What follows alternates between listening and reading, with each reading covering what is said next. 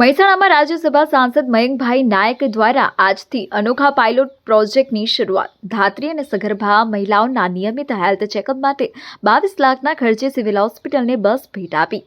આ બસના માધ્યમથી ગ્રામ્ય વિસ્તારમાંથી સગર્ભા અને ધાત્રી માતાઓને હેલ્થ ચેકઅપ માટે લવાશે। ચેકઅપ બાદ આ મહિલાઓને પરત ગ્રામ્ય વિસ્તારમાં છોડી દેવાશે। મહેસાણા ધારાસભ્ય Mukeshbhai Patel, IMA national president doctor Anil Nayak અને IMA state president doctor Anil પટેલની ઉપસ્થિતિમાં બસને લીલી ઝંડી અપાઈ। આ પ્રકારે સમગ્ર દેશમાં મહિલાઓ માટે બસ ભેટ આપનાર રાજ્યસભા સાંસદ મયંકભાઈ નાયક પ્રથમ સગર્ભા માતાઓના મૃત્યુનો દર ઘટાડવા અનોખું અભિયાન। આ જે અનોખું પ્રોજેક્ટ થયો છે એ પ્રોજેક્ટ બાબતે શું? મહેસાણા જિલ્લાની રોગી કલ્યાણ સમિતિની બેઠકમાં એક મુદ્દાની ચર્ચા નીકળી અને પછી કે આ સગર્ભા બહેનોની તપાસ માટેનો વિષય નીકળ્યો।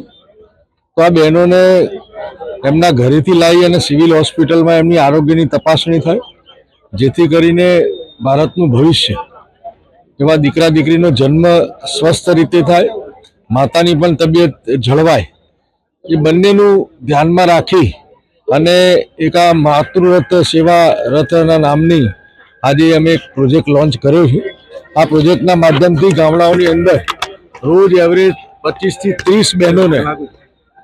30 બહેનોને લઈ અને એમની આરોગ્યની તપાસણી થશે, જેથી કરીને માતા અને બાળકની બંનેનું સ્વાસ્થ્ય સચવાય, સારું રહે અને વિકસિત ભારતનો માન્ય પ્રધાનમંત્રીશ્રીનો જે સંકલ્પ છે એ સંકલ્પ પૂર્ણ કરવા માટે તંદુરસ્ત યુવાન, તંદુરસ્ત બાળક એ જન્મ લે એ માટેનો આ પ્રોજેક્ટ છે। આમાં ફાલ્કન કંપની દ્વારા અમને CSRનો પ્રોજેક્ટ કર્યો છે અને સાથે મળી માન્ય ધારાસભ્ય શ્રી મુકેશભાઈ, અમારા DDO મેડમની પ્રેરણા હતી અને સૌ સંગઠનના લોકોએ સાથે મળી અને આ પ્રોજેક્ટ લોન્ચ કર્યો। શરૂ થયો છે, શું કહેશો?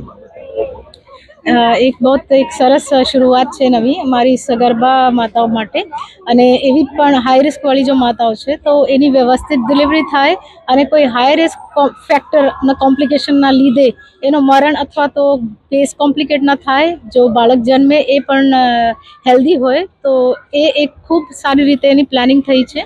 અને વી આર વેરી થેન્કફુલ કે અમારી રોગી કલ્યાણ સમિતિમાં એ નિર્ણય લેવામાં આવ્યા હતા અને બધા મેમ્બર્સ, અમારા MP સાહેબ, અમારી ગોપીબેન અને પછી અમારા બંને પ્રેસિડેન્ટશ્રીઓ IMA અને GMAનો, સો એના માર્ગદર્શન હેઠળ એ જો બસનો આજ અહીંથી સ્ટાર્ટ થઈ છે તો એ હવે એક રેગ્યુલર અફેર રહેશે અને એવી રીતે મધર્સને પ્રોપર સારવાર મળશે, રેગ્યુલર ચેકઅપ થશે, એનો ઘરથી લઈને અને ચેકઅપ કરાવીને પછી કેર અને બધું થયા પછી એમને ઘર છોડી આવશે, એના સાથે FSW બેન પણ એમને કંપની કરશે। So we are very hopeful and we are very happy કે આ જે પ્રોજેક્ટ જો છે અહીંથી સ્ટાર્ટ થયા છે।